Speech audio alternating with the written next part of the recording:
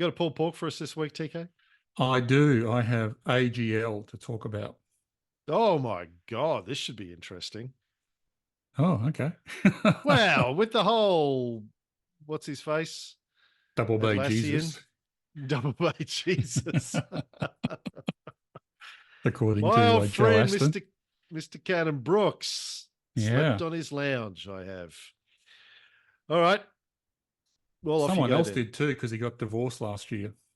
Oh, well, obviously she was sleeping in more places than just his lounge. Yeah. Possibly. Allegedly. Allegedly. Yep. So talking about AGL, and the reason for talking about AGL is it popped up on our buy list this week after its results, and we're at that stage in the results season where not every stock on our buy list has the current numbers in there, but AGL does. So I thought I'd do a stock that had recent numbers. Uh, it isn't, however, a buy at the moment. In terms of sentiment, it's still a hold. So it's above uh, it's above its first buy line, if I call it that. The buy line follows the sell line. It's below its sell line, and it's below its second buy line. So it's a Josephine for us. But as I said before, the results caused the share price to pop by 10%. So it's worth having a look at. For people who don't know AGL, and I dare say there's not many, maybe the overseas listeners might not know it.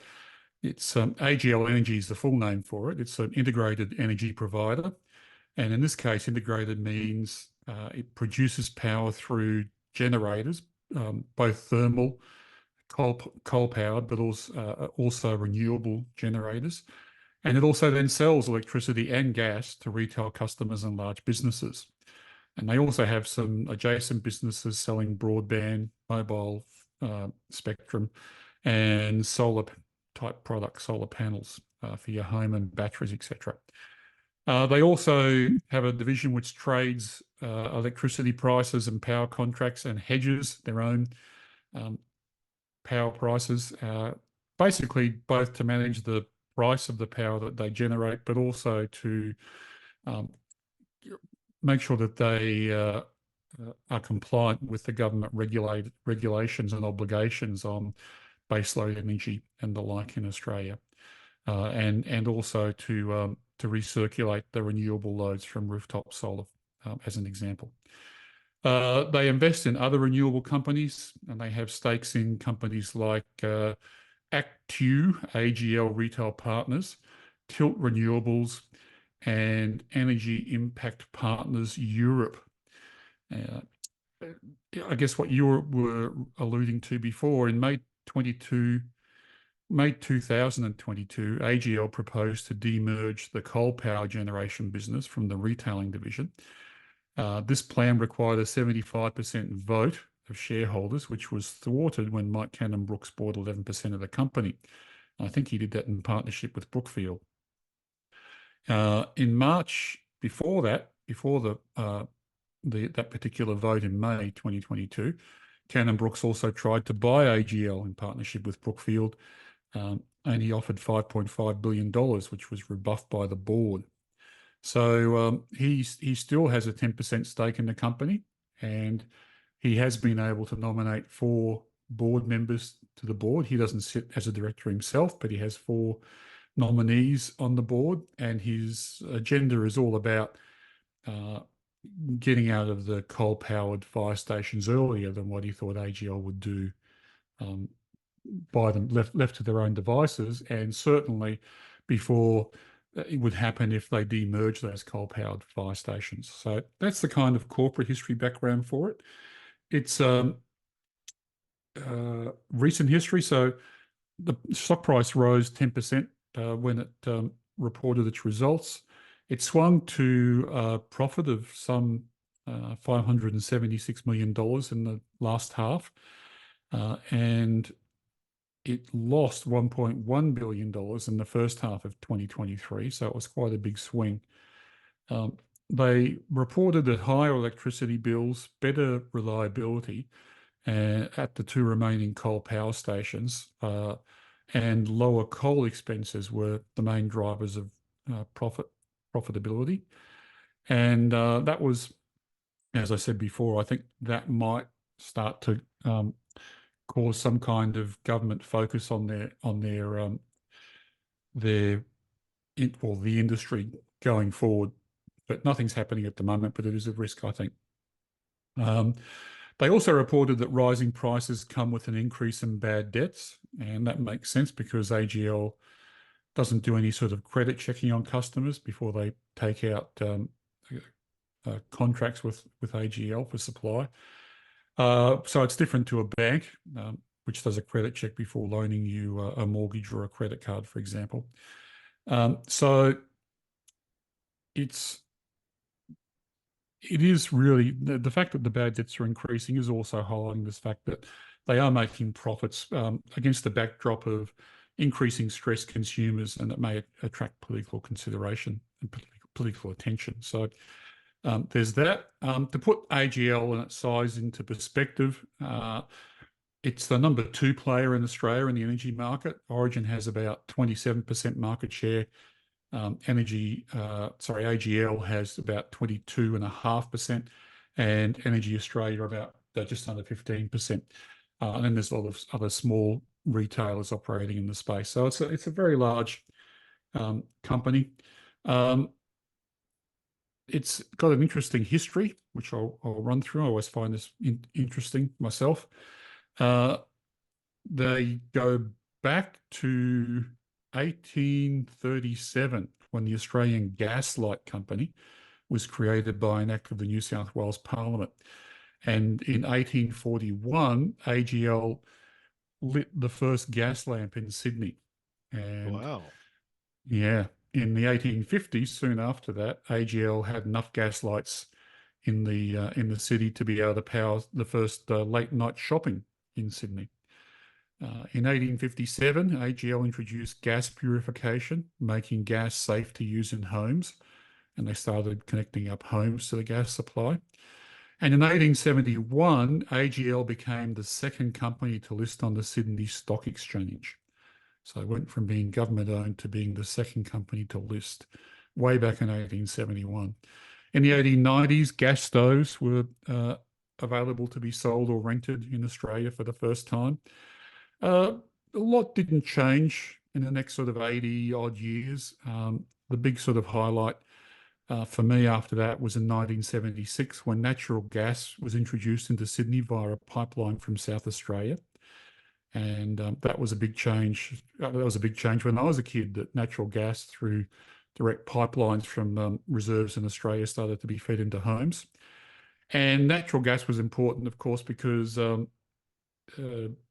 not so much in Australia, but particularly in places like England, the gas that they were using could kill you. So people would, decide to suicide by closing all the windows and turning on the gas stove and opening the door.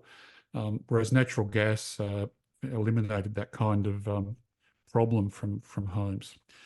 1998 saw the first solar power station commissioned by AGL at a place called Wilpend Pound at the Flinders Ranges. 2005, they purchased a company called Southern Hydro, and it's obvious what they do.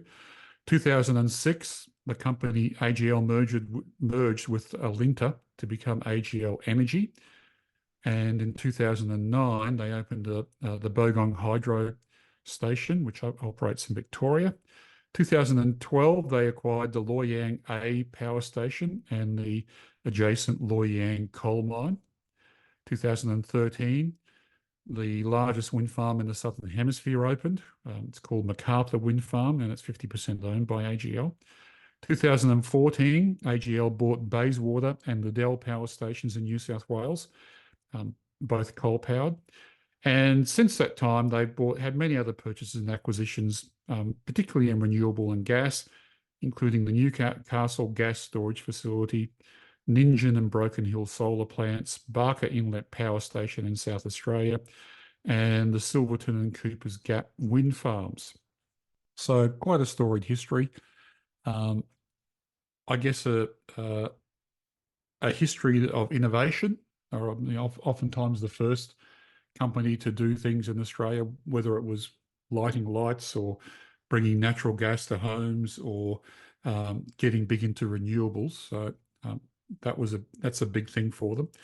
And I think that will stead them in good stead going forward as they do have to manage this transition away from thermal powered energy into more renewable types of energy. Running through the numbers, this is a large company, so the ADT is nearly $20 million per day, which is very large, and will suit all our listeners.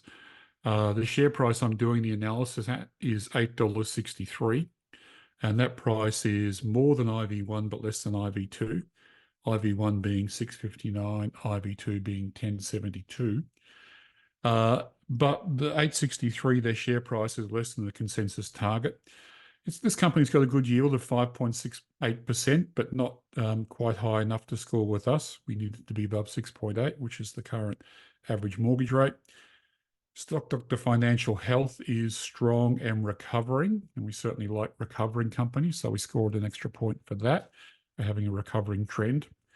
PE is 6.71, which is not the highest or the lowest over the last 3 years, so we can't score it for that. Very good prop cap at the moment, 3.48 times, so that's right in our sweet spot. Net equity per share is $8.17, so that's just a little bit below the share price, but certainly you can buy this for less than book plus 30%. But again, I'll highlight the fact that net equity per share is $8.17, but NTA is $3.46. So obviously all the acquisitions have an element of goodwill, which is sitting on the balance sheet. And I'll leave that with listeners. I do focus on net equity per share and look to buy things at that book value, but you are paying for some goodwill accumulated with the company. Forecast earnings per share is not good. It's forecast to drop 14%, so we score at a -1 for that. We don't have an owner-founder, obviously, and because it's 100 and nearly 200 years old, 150 years old, this company, so we can't score it for that. And as I said before, Mike Cannon-Brookes, who owns 10% of the company, doesn't sit on the board, but he does have 4 nominees, so I'm not going to score it for that. So it doesn't get an owner-founder score. Equity has not been consistently increasing on the balance sheet, so we can't score it for that. So all in all, the quality score for this company is 9 out of 16, which is 60%, and the QAV score is 0.17, which isn't too bad for a big company like this.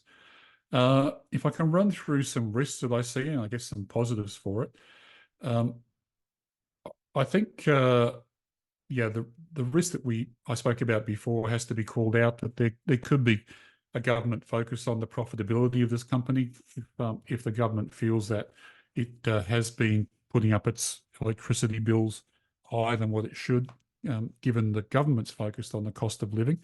So that might be an issue for them. But I guess that's to watch the space, and I know that as a board they'll be trying to manage their way through that. I think another risk, people will have read about a lot of the risks I'm going to talk about, but I'll just highlight them. A big one is going to be in transiting to the renewables sector. It does involve the building of new transmission lines and a different sort of grid to what we have under the current arrangements. And some of those will have to traverse across farmlands or other areas, and that could be a problem, both in terms of, and it's all sorts of problems with that, not just from people who don't want those things going through their properties, but also, as we've seen in the recent storms in Victoria, above ground power lines can lead to outages. They can be blown over in strong winds or suffer during bushfires.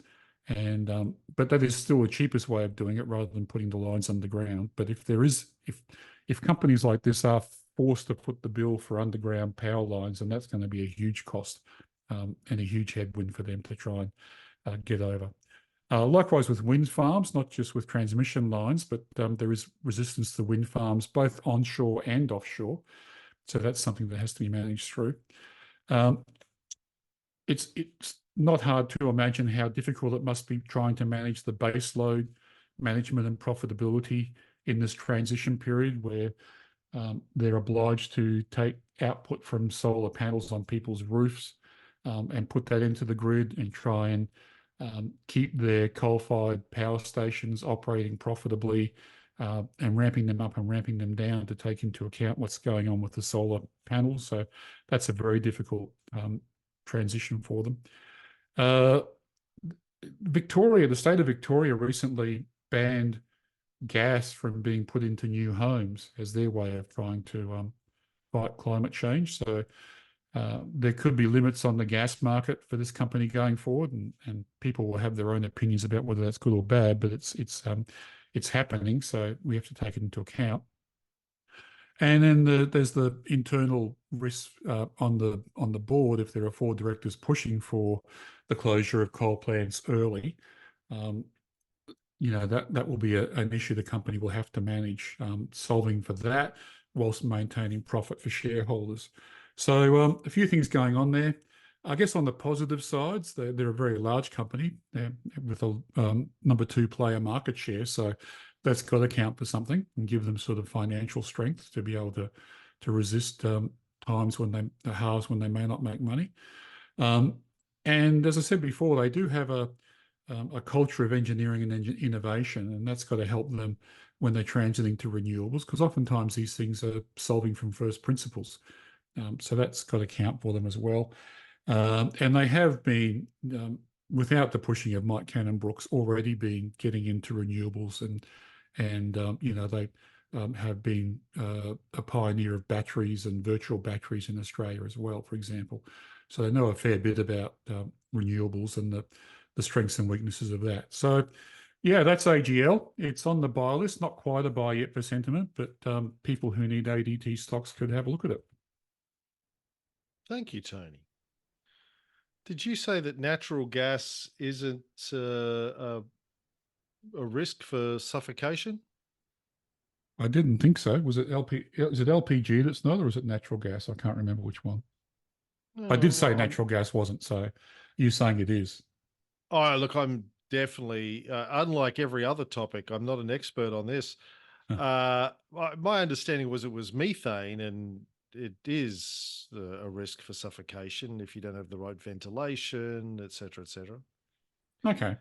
Well, I'll take it back, but there was some change at the time. I remember when it came in, people were, pushing it because it was less chance of suffocation. Hmm. My understanding is that's why it smells like rotten eggs, which is something is introduced into the gas, because methane naturally has no smell. Right. So they make it smell like rotten eggs. Called mercaptan is introduced to it to give it that. It's a warning smell, basically. Okay. If you can smell it, gas is leaking somewhere.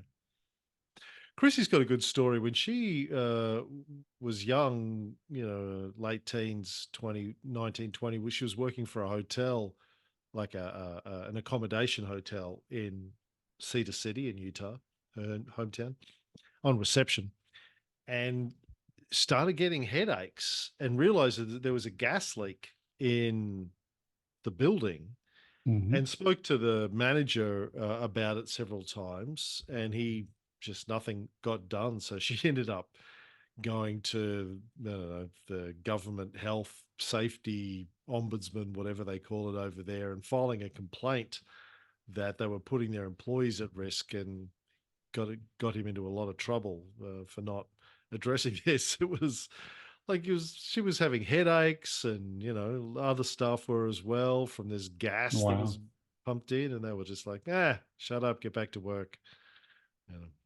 Wow. Anywho.